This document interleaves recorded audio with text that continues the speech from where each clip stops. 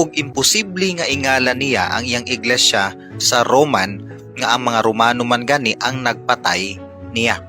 Actually, pag sinasabi ang presentation po kasi ng video na pong ito, pinipilit po niya na yung Roman races, kasi yung mga Romano, ang word na Romano po dito, ang nasa isip po niya is yung rasa po natin, yung citizenship kumbaga.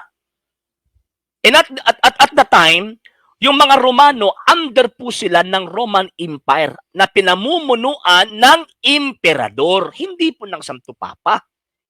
Hindi po. Mali po 'yun kung sasabihin po nila na pinamumunuan ng Santo Papa yung nag-persecute sa unang mga Kristiyano. Wrong! Unhistorical po 'yan. Hindi po 'yan yung nakalagay sa kasaysayan. Yan po yung story ng mga pastoy ninyo. Actually, uminom ako ng gamot for fever pero ngayon parang naano po ako. Bakit po? Kasi grabing kasinungalingan itong mga taong ito. At sigurado po ako, pag mamamatay po itong mga taong ito, sisingilin po sila ng Panginoong Diyos. Bakit po? Kasi yun hindi po nagsasabi ng katotohanan eh. Ang dami-dami po mga taong maliligaw sa kanilang mga ginagawa. Tingnan nyo, di ba? Si Kristo, imposible yan na ipapangalan po niya ng Romano kasi Romano po yung nag-persecute po sa kanya eh. Magkaiba po kasi yung racial term at saka ecclesiastical term. Yung word na Roman sa ecclesiastical term at sa racial term or secular term, magkaiba po yung meaning. So nakakomit po ng fallacy of equivocation itong presentors ng video na ito. Bakit po? Kasi pag sinasabing Roman Catholic, that is refer to the ecclesiastical term, not a secular term. Magkaiba po yan. Pag sinasabing secular term, refer po yan doon sa bansa, refer po yan sa gobyerno ng mga Romano, yan. Secular term po yan. Pero yung word na Roman Catholic, hindi po yan secular term. Para sasabihin mo, si Kristo hindi Romano. Hindi po. Mali. Mali po yan.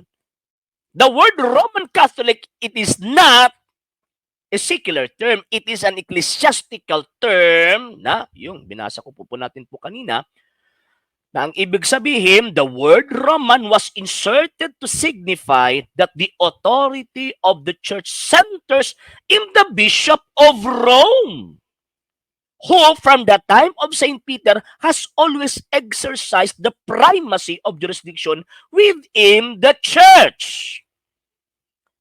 Disciples Journal po ito eh. Talagang binabaluktot po nila yung kasaysayan eh. Talagang may sa demonyo itong mga taong ito. Bakit po? Kasi ayun instead of maniniwala sa kasaysayan, gumagawa po sila ng story. Gumagawa ng story itong mga taong ito. So, ngayon, ang tanong, sino po ba yung nagpapatay sa Panginoong Jesucristo? Mga Romano po ba? Hindi.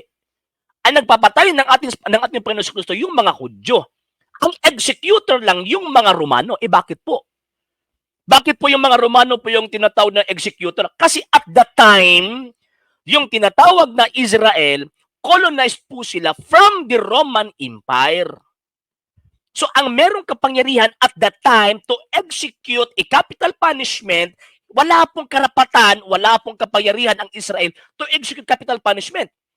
Nasa Roman Empire lang. Kaya nga po, nag-file ng kaso ang mga Hudyo doon kay Gobernador Pilato, kay Pilato, ng rebellion. Pinailan po na si Kristo ng rebellion. Hindi po blasphemy. Kasi kung sa mga Hudyo po, ang kasalanan ni Kristo, blasphemy. Kasi inaangkin po niya na siya po anak ng Diyos eh. So, tantamon po yan na inaangkin po niya na siya po tinatawag na Diyos. So ngayon, hindi po siya makapag-execute ng capital punishment kasi sa mga Hudyo, pag aangkin ka na ikaw ay Diyos, so mangyayari po yung blasphemy po yung papatayin ka nila. Capital punishment po yung tinatawag na punishment po nila sa mga taong ganyan. So ngayon, hindi po sila makapag-implement ng capital punishment. So anong nangyayari? Nag-file sila ng kaso doon kay Gobernador Pilato. At ang kaso ni Kristo, rebellion. So, di ba? Tinanong si ang Panginoon sa Kristo, hari ka ba?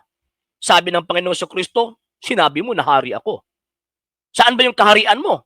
Sabi ng Panginoon sa Kristo, kung nandito yung kaharian ko, Pupunta yung mga anghel ko, yung mga sundalo ko para sagipin ako rito.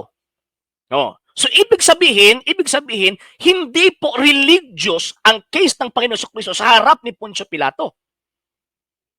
Hindi po. Ha? Hindi po a religious case yung kaso ng Panginoong Kristo sa harap o sa mata ni Poncio Pilato. Ang kaso po ng Panginoong Kristo, rebellion. Kaya nga po, yun, death penalty. So, and at the time, ang capital punishment again, ang gagawa ng execution for the capital punishment is yung Roman Empire. Kaya nga po, yung mga Romano po yung nag-execute. Bakit? Kasi ang nag-file ng kaso para patayin ang Panginoong Kristo, yung mga Hudyo. Diba? Sabi ni Poncio Pilato, ipapapako ninyo, ipapapatay ninyo ang hari ninyo. Sabi ng mga Hudyo, hindi namin yan hari. Diba? Oh.